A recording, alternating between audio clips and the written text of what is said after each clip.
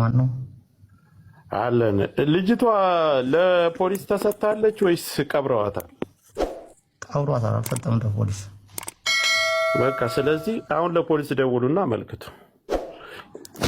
ስለዚህ ቤተሰብም ተማክሮ እኔ ይዤ አልመጣም፣ አሻራ ስለነካኋት ፖሊስ ስለሚይዘኝ አልመጣም፣ ልጅቷን ለህግ መስጠት አልችልም፣ በህገ ወጥ ወንጀል ስለተጠረጠርኩኝ ፖሊስ ስለሚፈልገኝ ለእናንተ ልጅቷን በኃላፊነት ማስረከብ አልችልም ብሎ እንደዛ አይነት መረጃ ነው ያለኝ። ሲጀምር እዛ ቤት ያሉ ሴቶች ሁሉም ፈርተዋል፣ አይናገሩም፣ አያወሩም። በዙሪያ ያሉ ሰዎች ተንበጫብጨዋል፣ ፈርተዋል። ስለዚህ የት እንዳለሽም አያውቁም። እሺ ፖሊስ ጣቢያ ናት ምናምን እያለች እየሰማሁት ነበር። ከታች አስገባኝ እያልኩ ጆከር እያልኩ እየጻፍኩላት አትመልስም አንተ።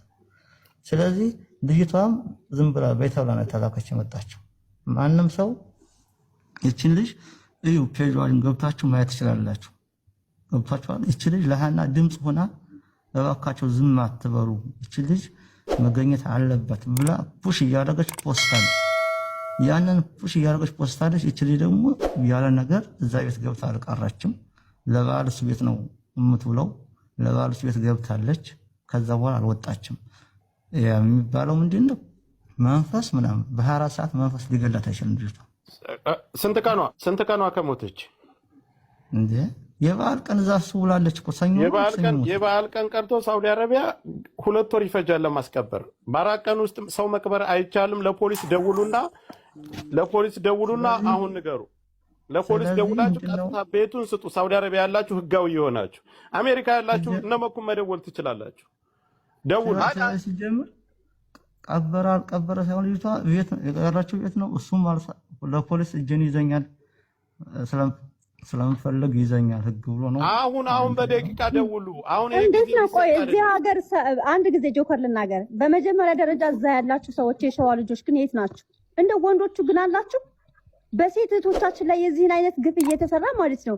እዚህ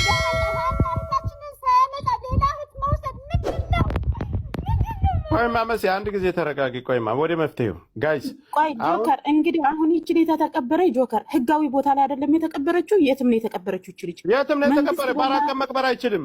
በ4 ቀን ቤተሰቦቿ ከክልል ሁሉ ፍቃድ ተሰጥቶ ነው ወር ይቆያል። ያ ስለዚህ አሁን ይኸውላችሁ፣ አሁን ወሬ ማዘብዘብ አይደለም። ሰውየው በየመን ሳይወጣ ቶሎ ደውሉ ለፖሊስ። የትም ሀገር ያላችሁ ትችላላችሁ። ለፖሊስ ለሳውዲ አረቢያ ፖሊስ መደወል ትችላላችሁ።